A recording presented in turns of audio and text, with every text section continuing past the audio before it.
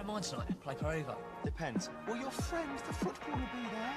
Oh, friend, football friend. Oh, what a superb goal. Stefan, that is extraordinary from Ben Garuccio. And welcome back to another episode of Football Friends with Ben and Steph. Obviously a few weeks away, but we're finally back. And Ben, you've finally made your debut for Sydney.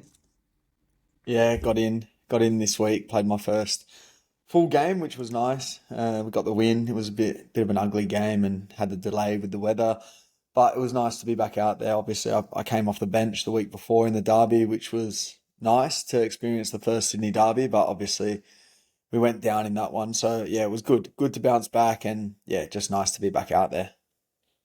What would you make of, I know we'll go straight into the questions here, but like Sydney to Melbourne derby, obviously you played with City against Victory, and now you've seen the Sydney one, not a home one for Sydney FC, but what would you say straight off the bat? What's bigger, what's better, who hates each other more?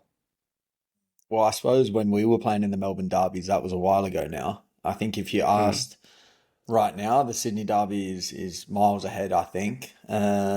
Even the Melbourne derby, like the recent ones, they've been fairly average crowds. I think the atmosphere is still good. The fans and the players both get up for it. But I think the derbies that we used to have back in the day when, we were playing at Marvel or Etihad that it was back then, and we had, nearly 40,000 there. They were unbelievable games, but it's just not like that anymore. So I think for me, the Sydney derby tops it. I think we spoke about that last year on the pod, saying that that's one game that we'd like to play in. But in fairness, on that same note, I was a little bit underwhelmed. I think it was maybe because it was in Western Sydney and they hadn't been doing too well. Maybe but it wasn't full, and I was like, this should be full. Like local derby, two big teams should be full. So yeah, I was slightly underwhelmed, but it was a great atmosphere, and obviously they'll probably laugh at me because they won the game. But hopefully once we get back to Allianz, that one will be even better.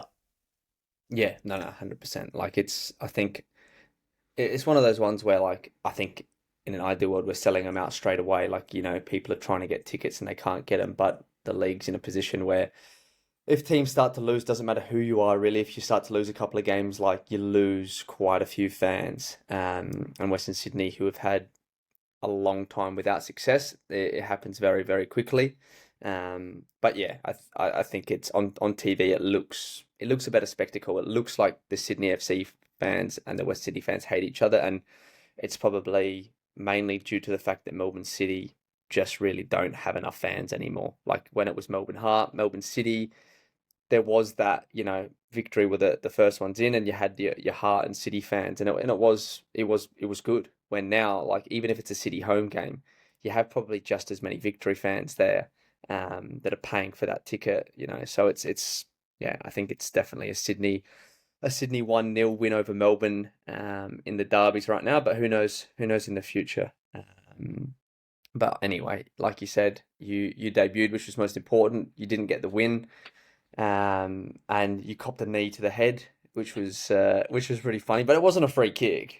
You've tripped on the ball. It. Yeah, everyone said I was milking it. I was like, fuck, I'm not milking it. I got fucking kneed in the head. It was actually sore for a couple of days afterwards. But yeah, look, it's the joys of being back out there. I woke up a couple of days ago and I was like, fuck, I've not been this sore in a long time. So yeah, but that's part of the game that you take. And over to you, you're just flown over to Hong Kong. ACL 2 now, you've made it through the group. How's that been? And you're looking forward to this next game? Yeah, it's unbelievable. We what was it, last 2 weeks ago we played Beijing, and that was pretty much like a knockout final for us because it goes head to head in the ACL before it's goal difference. So we knew if we lost that game, like we were done, pretty much, and we knew if we won that we were through because Beijing couldn't catch us, and it would have been us and the Bulls going through. A draw would have had it in our favour. We're 1-0 down. Our keeper had a stinker, kicked it into their striker. It's gone in the goal. We had a penalty, which probably wasn't a penalty, and we missed it. And then second half, the big man here put one in. They've gone to clear it. It's come off me and gone in. and then the winner in whatever it was, the 80 odd minute, was actually the best atmosphere in this stadium that I've seen. Like the whole stadium erupted, especially because I don't know how much they hate each other, the Vietnamese and the Chinese. I don't think they're the best of friends, but in the last game, obviously there was the big fight, and on social media, the Chinese fans were getting stuck into the Vietnamese.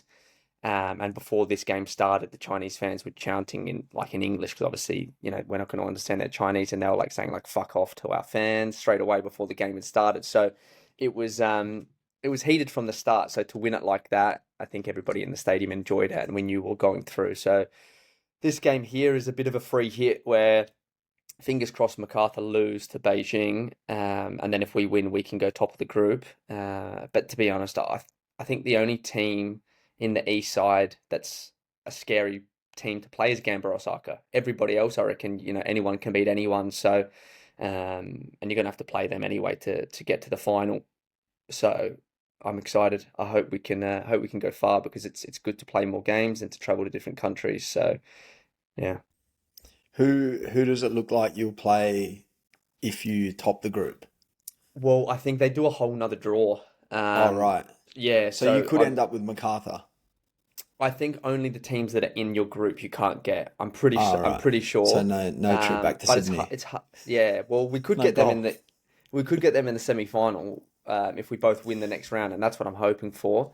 And then we play Gamba Osaka in the East final. That would be ideal. But it's hard to find information on these formats and how it works and stuff, even the prize money and that, like all this stuff, because we've been trying to find out how much we could be getting. It's not easy to find the information on this stuff. Um, but yeah, I would love to come back to Sydney and yeah, just spend 4 or 5 days with you and playing some golf, bit of sightseeing. The good But life.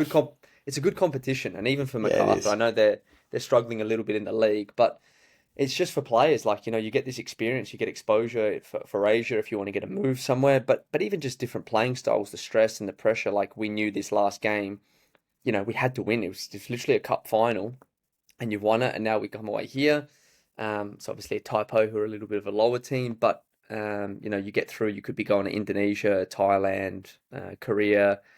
It's what you want to play as a player, I think, and it's good to see the Australian teams doing well, because if we can get more ranking points and have more teams in the Champions League Elite and the ACL too, it's just good. It's just good for the country. Yeah. Well, that was the big talk in the PFA report that came out publicly this week. Is that that's the fear for the game here, is that if the league is going downhill, then those ranking points are going downhill as well. And, we need to be doing well. So it's good to see MacArthur as well progressing, Yeah, and then obviously you boys. So yeah, hopefully you will come back. But over to Aus Championship, obviously that wrapped up this weekend. South Melbourne won the game against Marconi, and they take out the first inaugural Australian Championship. What did you make of the whole tournament? I suppose now everything's done. I think South Melbourne, they were commanding the whole way through. I don't think they lost the game, and they pulled some decent crowds the whole way through. But what were your first impressions of it? I think the excitement was there for round one. 100%. I was like really excited. Like, it's something new. It's shiny. You're not really sure what's going to happen. So I was really excited for that round, and I think there was some really good games, and goals, and the atmosphere and crowd looked top. I think for me, once the A League started, I kind of got a little bit lost in it. Like, I knew the games were on, and I still checked all the scores. Like, I still wanted to know who was winning, and if I was doing nothing during the day, I would chuck it on and watch the games. Um, but I think the times of when they were on as well, for me over here anyway, didn't help because of the time difference. But I think even for people in Australia, like, they didn't want to clash with the A League games, so they put them on during the day. But a lot of people are out during the day. They're not sitting there in front of the TV. So I think overall, I think it's a pass mark. Like, I don't think it was a massive success. I don't think it was a massive failure. I think it was probably right where you expected it to be for a competition that was just starting out with semi-professional and not really knowing what was going to happen. Um, but there's a lot to build on, and I think the top teams like your Prestons, your South Melbournes, that were getting good crowds like that. When you compare those crowds to what the Jets or the Bulls or even Wellington have been getting recently, you think, well, you know what? These guys are set up potentially come into the A-League. But then I also think, well, we don't want to have a team that's coming in with 4,000. We want a team like Auckland that's coming in with 10 or 12,000. So maybe South Melbourne, if they did come into the A-League, they would get a few more people coming because it's a bigger competition, more exposure. Um, but yeah, I think the biggest sign of I guess progress was that Football Australia have confirmed that they're going to continue on with it for 5 years. I just hope that it can become more professional within these 5 years and have an actual plan, because that's what I've been calling out for on X for a long time. Is like, what's the point in saying we're going to do it for 5 years if, like, what's the metrics we want to hit? Is it crowds? Is it TV ratings? Is it to expand? Is it to have promotion relegation? Like, if you don't know what you're aiming for, you're just kind of fucking rocking up and hoping for the best. Yeah. Well, what do you think? Let's say, what would be your realistic opinion on how far away we are in terms of promotion relegation? I, are you saying promotion relegation straight to the A League? Yeah, from let's say Aus Championship, or maybe if that model changes in coming years. Oh, well, if let's say we take out the licensing agreements that are running till 2034 right now, I think if we took those completely out, and we just said, like, can it be done? I reckon within 5 years you could have it. I think you could 100% have it, because the current the current teams that are at the bottom of the A League, I don't think are that much above the teams in the Aus Championship, for example. And I think it will give those lower teams in the A Leagues a kind of a kick up the arse to be like, you've got to be better. And it will give those, Aus Championship teams more of an incentive to spend more money and to keep being professional. So I think you could do it within 5 years, 100%. You need that roadmap of saying, all right, if you do win the Aus Championship, you need to hit X type metrics, whether it's, it's crowds or it's having a stadium big enough, to kind of get accepted into it. And then the teams that get relegated, well, all right, you go back down and you've got to come back up. I think that's kind of a way to, I think it's going to be easier to introduce that than to have like promotion and relegation from Aus Championship to NPL to start with, because that's going to be a big gap, I reckon. The lower NPL teams to, like, your South Melbournes and that are going to try and they want to be professional, so let them be professional. Don't kind of drag them down. What do you think? Yeah, well, I think it's like, where do you start? Obviously, there is going to be a massive gap. Obviously, these teams are the best, most ambitious NPL teams in the country, and then you've got other NPL teams that have got nowhere near the history, nowhere near the backing of some of these clubs. But I suppose, where did it start once upon a time in Europe, in England, in all of Yeah. these countries? Obviously, I think there needs to be a little bit of a carrot to aim for, something for people that are involved in these clubs, even at a lower level, to aspire to. And maybe with that, you'll see some of these clubs actually, going out and getting some bigger sponsorships, or Mm. getting, maybe a financial backing from someone that's involved in football, but for some reason doesn't want to be in the A League. There are those owners around. If you look at your Avondales, your Prestons, like, these clubs are not far away, but it's obviously just the closed pyramid that makes everything so much more difficult. Yeah. I think almost starting with the NPL to the Aus Championship would actually be easier in terms of getting Yeah. it done, just because of how hard it is to break this kind of cycle of where the A League's at and the licensing. But Yeah. I hope one day it can be done, because as you said, like, these bottom teams, it's not like the crowds they're pulling a massive in comparison into what they were pulling in the Aus Championship. And you've got these clubs like South Melbourne have been begging for this for years, and now they go and take it out. So fair play to them. I think, yeah, Yeah. as you said, pass mark, definitely a pass mark. A few of the Western United boys went to South Melbourne, so I'm buzzing for them that they were able Yeah. to have some success.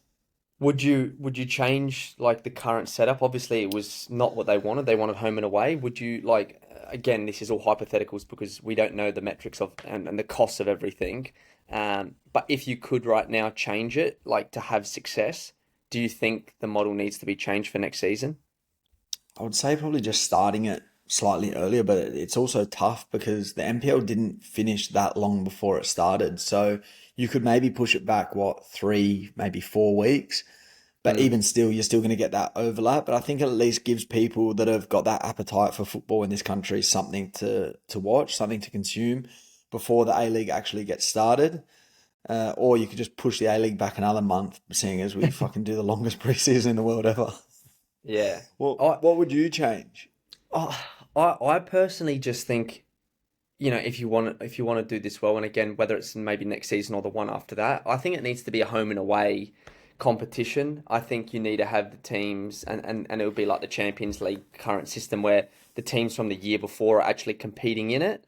Um, and then if they're playing NPL and Championship at the same time, it's going to be hard because of midweek games and everything. But I just think it's finding that right timeline is important. But I think the teams in the Aus Championship, if they can be out of NPL competitions, we play the Aus Championship League home and away. So you play, let's say there's only 10 teams in it.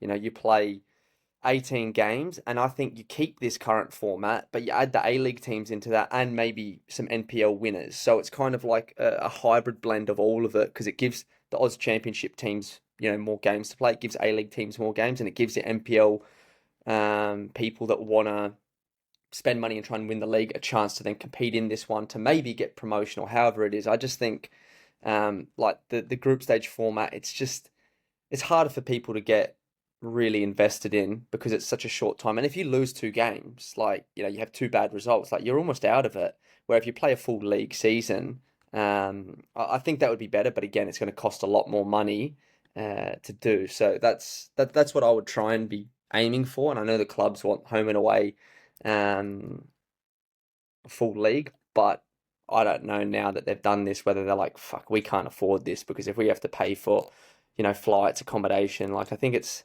$60 or something like that for every meal that you'd have out, at the hotel per player. Just that alone, like the expenses are just so high in Australia. So anyway, I think we need to try and get some information on the Oz Championship to find out if we can get the TV ratings, if we can get, obviously the crowds are easy to get, but TV ratings, sponsorship money, money through the gates, people spending on food, like to see like what have these clubs done and what do we actually need to get to because no one else seems to be doing it. It would just be interesting to know.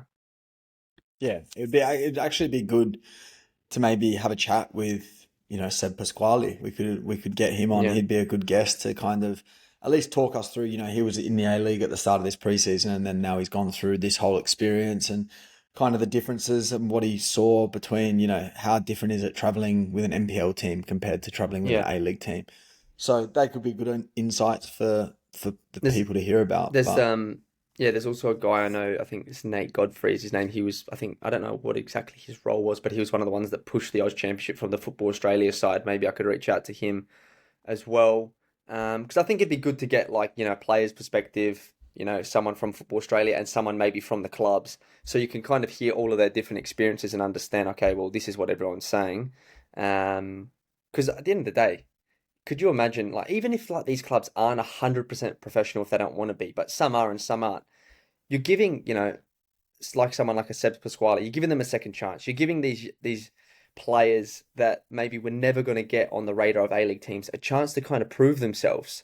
Like, I think that's what this should be about. Coaches as well, whether it's people in the media, like you're giving more people a chance to actually have, a career in football, which is what we want. And like, this Manny Aguik, if I've said his name correctly, sorry if I haven't, but like, he's got to get an A-League contract. Now, I didn't watch a lot of their games, but just from when you see the highlights, like, he's now put himself in the shop window. Without this Oz Championship, he's playing NPL next season. So I think that's the good stories of this. yeah, no, definitely. Let's go on to A-League. And I don't know if you've been keeping tabs. I know you've got a busy schedule over there, but some of these presses in the last couple of weeks have been absolutely all time. I think Michael Valkanis, he's loving the Greek history in his presses the last couple of weeks. Obviously, to be fair, they've had the results to back it up. So fair play to him. Obviously, whatever he's telling the boys, I think he's got them dressed in the shields and everything before they go out there because, yeah, to be honest, they're playing that way, but they're getting the jobs done. Like, you can't really say too much. And then obviously we had Adam Griffiths with probably one of the strangest comments in a press conference ever. I still don't understand it. I I was like, I started to listen to it and I was like, fuck, where's he going with this? Where's he going with this? Because obviously the A-Leagues or someone posted, so I was like, oh, this is going to be interesting. Yeah. Where's he going? And you're like, oh, yeah. Like, I was thinking like, all right, like, you know, it's this guy on top and he doesn't have to follow everyone. Maybe he's not like a sheep, you know, you don't have to jump off. And then he's just fucking gone with this completely different angle. And I think, not saying that's why he's got the job, but as a player, like even for me, like listening to that, I'm like, fuck, this guy's funny. Like, could you imagine him being your coach? Obviously, he's got to be serious as well, and he's got to be a good coach because that's most important. But if you can have that blend of someone that you can still take the piss with, and he's a funny guy, but he works you hard, like you have a lot of respect for that because there is that element of you don't want to be like he doesn't need to be a dictator and you're scared to speak to the coach. You want to be able to have those jokes with him, and he seems like someone that straight away has galvanized this group. And I don't want to speak poorly of obviously the previous coach, but I think it goes to show you if the coach doesn't have the backing of the players, or if the players don't like the coach, you know, that they all look pretty poor, the players, where straight away a new coach has come in and all of a sudden Perth have won 3 on the bounce and you're like, oh, this player's good, he's playing well. And it's like, well, they're not a better player all of a sudden. So, yeah, it's I wish it was getting more traction, these press conferences, because could you imagine like an AFL coach saying this? Like they would be blown up everywhere. Where for us, like we're still getting some traction with it. And I was gutted, to be honest, watching the celebrations of Brisbane Roar last night. Like I was thinking, fuck these guys, like celebrating 94th minute, whatever, winner. Like I thought they all should have got yellows for running on the pitch. I thought that was the rule. If you run on the pitch, a few boys should have been sent off for Brisbane if that's the case. But you know what? It's good for the league, and Valkanis has tried to change that whole club because they've been similar to Perth, an absolute shit show. So if that's the way he's got them to change their mentality to be a fighting club first, and to like what he spoke about, you know, it doesn't matter about, you know, fucking having 60% possession and 4 extra shots. It's about winning games. If that's what he's got to do, and that's how he's created this environment, fair play to him. If they want to celebrate like that, if I was part of it, I'm sure you'd be the same. You'd be like, fucking, I love this. You'd be loving I love this group. Yeah. So, but it's just when you're on the receiving end, like, I was just like, oh man, if I was out there, I'd be cooking, like these guys celebrating like that. But that's why we love sport, because those moments are so big. But have you spoke to Rooster? Has he given you any insight of what it's like up there? Yeah, I have spoken to Roosie quite a bit, and yeah, I think, look, like what you said, you know, some coaches might have a philosophy of, you know, I want to play possession-based football, I want to dominate the game. Other coaches might have a philosophy of, we're happy to sit in, these are the players that we've got, we can counter-attack. It doesn't really matter what your philosophy is as long as the players buy in. So, and as a player, you've obviously got your certain way that you'd like to play as well. Obviously, I would like to play in a team that's got more of the ball and is dominating games, but you'd probably ask 95% of players that what the way they want to play, and they would say that way. Yeah. But if you're playing in a team that's winning, that's the best thing. And I think what both of those coaches, Adam Griffiths and Valkanis, have done is they've got the players united, everyone's bought in, and they're getting results. And nothing builds confidence more than getting results. And, you know, Perth Glory right now, we're going this week. You know, that's a tough game. Like, you're going there going, fuck, they're flying at the moment. They've won 3 in a row. I can't even tell you the last time Perth had won 3 games in a row. Even 2 games in a row, I think it was something dating back to 2022 or 2023. Yeah. Like, it's unheard of. So whatever they're doing, they're doing it right. The players are buying in. I think for me, that's the most important thing. Yeah, and like you said, and I think we have, and Val kind of spoke about it, you know, in Australia, we have kind of been, because there's no promotion and relegation, I think is the biggest reason why every team tries to play good football, and we have this curriculum of playing out from the back, and you want to do this. And I think having the curriculum for teaching young Australian players, that's the most important, because if you can teach a player how to pass a ball, how to control a ball, that's so much harder than, you know, just fucking winning. It's easier to teach the winning side of it later. And if you're a good player, you should have that winning instinct anyway. You can just change it up instead of trying to play out from the back, you're going long. So you do need to teach the technical side of it. But once you get to professional football, it doesn't fucking matter. You win or you lose. If you're winning every game and you're playing dog shit and you're scoring 95th minute, you know, flick-ons from long throws or corners or whatever it is, you're winning. That's all that anybody cares about. Yes, there's maybe more scrutiny on a coach if they're playing that way and they start to lose because it doesn't look good. But if your style and if you still got good instructions going out to your players that's clear of how to defend, because you can't just say park the bus behind the ball. And I don't feel like Brisbane do that because they've changed it up a lot of games that I've watched them where they play, I think that on the weekend they played five at the back.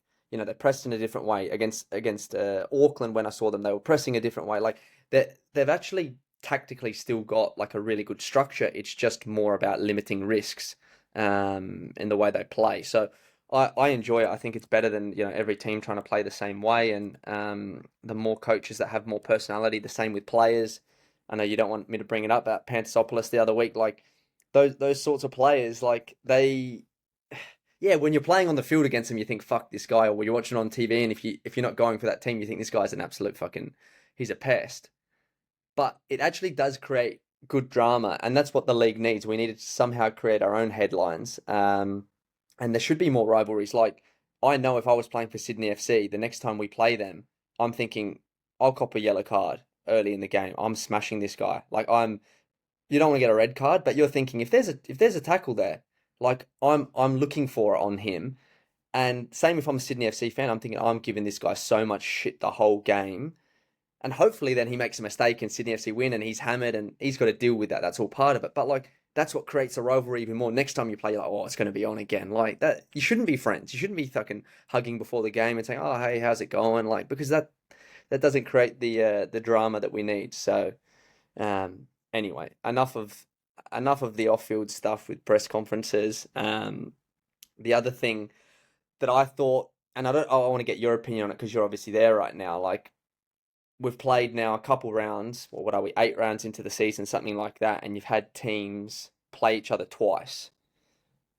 It's for me, it shouldn't happen because now it's an advantage for you guys. For example, Central Coast, you've beaten them twice early in the season. Imagine they're flying later on in the year, and you don't have to play them again, or they're even worse, or vice versa. Like Wellington and Auckland have played each other. I just think it's not good for the fans and even the players. What did you think when you're going out there? I know you didn't play the first one.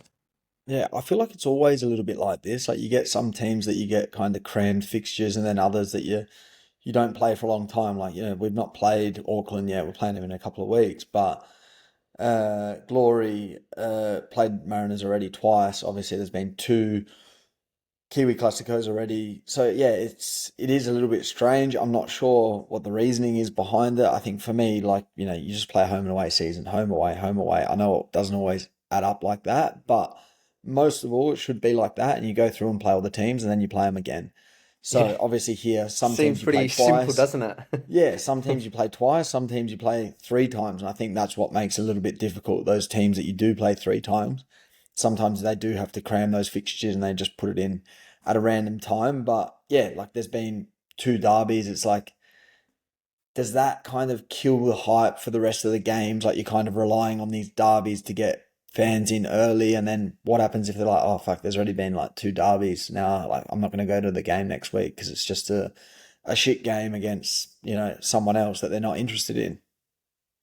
Yeah. Well, even to be honest, I think in terms of like you had the derby in Wellington, and now you've got one in Auckland. Like if you were, for example, if you're an Auckland fan and you're thinking, oh, I want to go to the Wellington away game, but then you're like, oh, well, we're playing them in 3 weeks. I'm not going to spend my money to fly to go to that game, or vice versa. Or even if you're an Auckland fan, you're like, I just watched that on TV. Like I'm not as excited for this because we just played them. Like that's just the truth. Like I I know it happens in all sports, and like sometimes this is going to happen because the fixtures and the venue availabilities and all different things.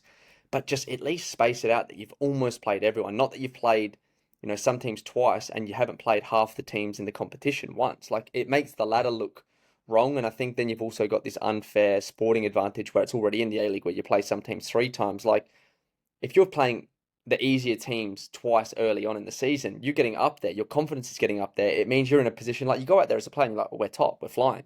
So it's like you're in a better position psychologically. So I just think like there's no excuse for it. It's just No. make the draw better. Limit, and I know Stagic came out about saying no, don't be negative, but I think there needs to be things that people are critical of. That's not that we're in the media completely, but if you're in the media, you need to call things out to make them better. Yes, you don't need to be negative about every single thing, but in terms of the off-field stuff that I think you can improve the league on, I think people should kind of have a question around this, and that probably leads us on to the biggest. I wouldn't say it's a surprise because I think I picked it in my team in the standings before the season that Victory would struggle. The pressure on a coach. How long do you reckon? How long do you reckon Victory will wait to see if they want to stick with Dillis? Honestly, I actually didn't realize how poorly they were doing until I looked at the table after this round and I saw they were bottom. And that's one thing that's surprised me this season is how close it is. Like just the teams and where they are. Like for me, the first couple of weeks of the season, everyone was kind of harping on about Newcastle. You look at the table, they're second last. It's like they dominated Victory. I know Victory are bottom, but for me, Newcastle, they look like a dangerous team. Like Yeah, they play good football. I think that they've got so many young players that they're probably going to be a little bit inconsistent. But I don't think anyone's going to Newcastle going, oh yeah, shoo in, they're second last. So I think the table's just, I think it can change really, really quickly this yeah, year. Like you see Perth, they've just yeah. shot up to fifth straight away.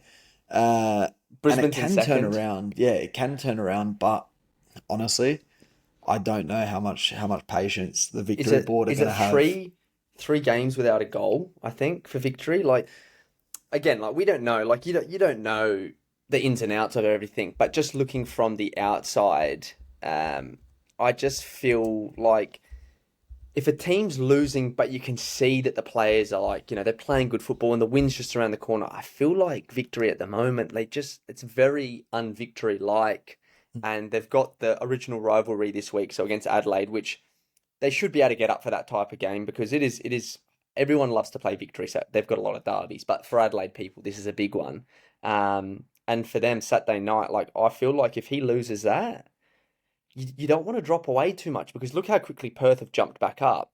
But if you wait and you keep waiting and it doesn't turn, you're in big trouble. And I said Aloisi, the brothers, that will both be in a job before the end of the year. So I need something to happen because You Griffiths has need got the Perth job. you need the I axe to need drop.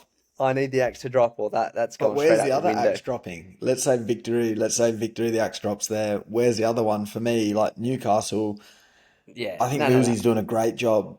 You look at MacArthur, Western Sydney are almost, coming out They're the the other next end of ones. it. Yeah, but they won two in a row. Obviously Yeah, beat us in the but then they derby, got which was huge. then they lost to Perth like That's 10 what I men. mean. They've got Brisbane this week. Again, I'm not saying you just got to sack coaches for the fun of it because at the end of the day, like it's a tough industry as a coach, but um it'll be interesting because you've got John that's available, I think, and I'm sure if a big club comes calling and now I don't know if Ross is staying in China after them winning it again. So it's a tough job as a coach, but it goes to show for whatever reason. Sometimes you could be a good coach and you just can't get the best out of the players. You need a new environment. You need a certain type of coach for certain types of players. Obviously, the best coaches can kind of go in anywhere. But because the league is so even, like if you're any team this season, you can win it. Like I genuinely think if you make the top six, obviously the first and second get the advantage of straight through to the semi. But if you finish sixth or first, I don't think any team's going to be that much better than the other one. Um, Newcastle, and this is where I'd love more tactical analysis. I think like what I've seen of Newcastle, I think they play unbelievable football. But the one thing that you can kind of see with them is like they just cop a lot of goals because they try and play out from the back. They put their fullbacks both so high. They lose the ball. Every goal has almost come from you win it in the middle. Their fullbacks Wilmering and is it Aquilina are both high. Either the winger or a 10 or a striker gets in and it's a goal. So it's like it's great to play that football and you know what, you can get away with it sometimes. But if there was relegation, would they be still kind of going down that path? Maybe not, maybe. Um, but it's exciting because every team I think can be in with the chance of beating everyone. Um, Yeah. Brisbane for me is whether they can keep it up or not.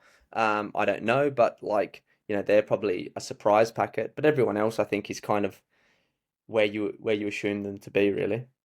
Yeah. Well, no, I don't think anyone tipped us to be top, so we'll take that. I think it's been good. It's been good. So tough game this week, Perth Glory, which will be looking forward to that. It'll be a big game. But let's talk Socceroos. Obviously, the World Cup draw came out this week, and Look, for me, this is probably the best group, or the most easiest group to get out of. I think that the Socceroos have ever had in a World Cup. I know it's a new format, so there is going to be the likelihood of, getting an easier group now is much higher than before. But what did you make of the draw? What are your thoughts, and what were your thoughts on the comments from the Yanks midweek?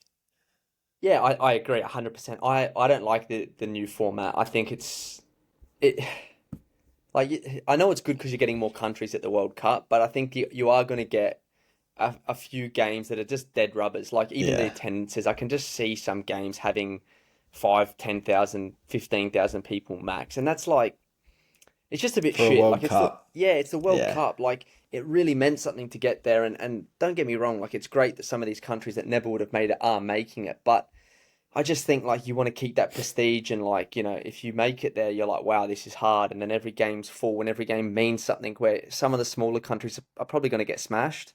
Um, but on the positive side for the Socceroos, it means you do get an easier draw. And we were fortunate that we were in pot two as well. I think it could have went either way. But I think Scotland maybe making it pushed us into pot two. I think it was something like that. So the comments from the US, if I'm the Socceroos, I'm very confident that we can get through in this group. But if I'm the US, I'm also thinking, fuck, any team out of pot two, I would have taken the Socceroos. The same way when you're looking at it for yourself, your own country, you're thinking, who's the worst team in pot two? We're probably one of the weaker teams in pot two. And that's not a bad thing. It's just like, well, that's the top, what is it, 24 nations in the world. If you're looking in pot one, though, the US is also probably one of the best nations to get for Australia. So I think both countries can think the exact same thing. Doesn't mean that either of us are going to go through because Paraguay is going to be tough. And if Turkey or even, let's say, Slovakia go through, they're probably thinking, fuck, we're a good chance to go through here. So, um, I just hope because the everyone from America, they're just fucking so cocky and they just think they know everything about everything. To beat them would be unbelievable.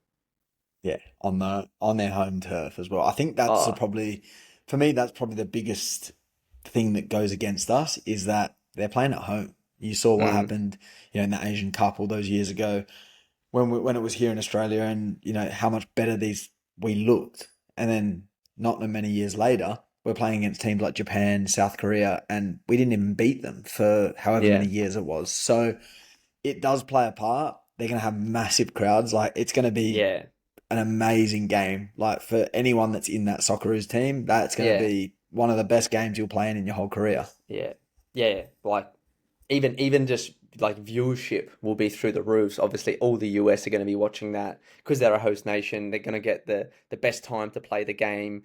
Um, so yeah, it's going to be interesting. We've got Paraguay.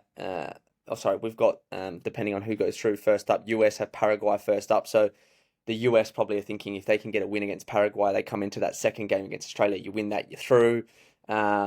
Still a long way to go though. What are we in December and we're about 7 months out from that. So there's so many things, in the squad that can change and form and with players and everything. But yeah, I'm excited. I'm really excited for the World Cup. I think, obviously we're still current players. We would love more than anything to be out there playing. It's the biggest tournament in the world. So, whoever goes, they're going to be very, very lucky. They're going to be deserved, but they're going to be very, very lucky to have the chance to play in these types of games. Yeah, no, it's obviously a long season ahead. So if you keep banging them in and you boys get the win Win, against Taipo, you never well, yeah, you know. never know. Win the Asian Champions League too, and I'm putting my hand up for it. There we go. But it's probably all we've got time for today. The thing that we can just end on is how much of a shambles your football club, Liverpool, are in. We've got Mo Salah, the the man of Liverpool, coming out and just like honestly, he's done. You can't play another game for the club after that. I don't care. Like I Well, think the he's got comments, like what he said though, it sounds like he thinks it's done as well. yeah, Like I yeah. know things can be interpreted in different ways and whatever, and he said that he's going to have his family there. I don't know. Does he mean that's the last game before he goes to AFCON, or is he saying like that's the last game? Honestly, who knows? All I know is that after all these It's years, it actually hurts. Like I forgot what it feels like when your team is just struggling. Like for so Yeah, many years, I would stay up for these games, and it was like shoo in, like wins, just win, win, win, win, win, win, win. Now I'm like waking up, and yeah, 3-3 with Leeds. It's just, it's not good. yeah, It's not good. The only silver lining for me this week was that Arsenal dropped points as well. But in terms of title race, I don't even. They're not even in it. Like then, yeah, they're closer to the relegation battle than they are to the title race at the moment. yeah, But I'm just happy when Arsenal lose. So, yeah. Emiliano Well, Buendia, good on you. fuck. Honestly, what a piss take. But you know what? What a Like, game though. What a yeah, game. it was a good game. It was actually a very un Arsenal game where it was end to end. That's not how we want. We want control, pin the teams back, limit. But I mean, it's not excuses. But I don't know how they do it. Like these players at that top level, like they're playing like 2 weeks in a row, like Saturday, Wednesday, Sunday, Thursday, Like man, It's they fucking would be. ridiculous. And I know people say, oh, they're getting paid all this money. Yeah. Fuck, that doesn't matter. You're doing 10, 11 Yeah. Ks, 1,000 to 2,000 high speed meters. The sprint should be through the roof. Your body's cooked. Like you're Oh, actually cooked. I think it every time I watch him and I see him, like, because the intensity as well, like for people, for anyone that's played the game, when you watch the Premier League, like, it's just ridiculous how high the intensity is, how much pressure they're under when they get the ball in the, like, especially in the Yeah. front third, like how much pressure they're under, like the players, they're really fucking defending. It's not like they're And just they going out physical there just hits. Yeah, to, like yeah, like it's yeah, proper. You always got someone up your ass. You've always taken a knock. You're getting hit off the ball. It's a jostle. Like, yeah, their muscles must be yeah, bulletproof. Honestly, it's ridiculous. yeah. I saw Calafiori went down, and I was like thinking, you know what? He's played every single minute recently. He's probably has done his calf. Fucking straight back to his feet and kept running. Yeah. It's crazy. Yeah. So it's not an excuse, but when you've got like the injuries, like the back line that we had, I'm like, you know what? Villa away, it's tough. Like City lost there. Like they're just a good team, Villa. Like they're second, Yeah. coming second. So it's disappointing, but Mikel Arteta said it, we've got to pick ourselves up for our first loss in 18. It's not bad.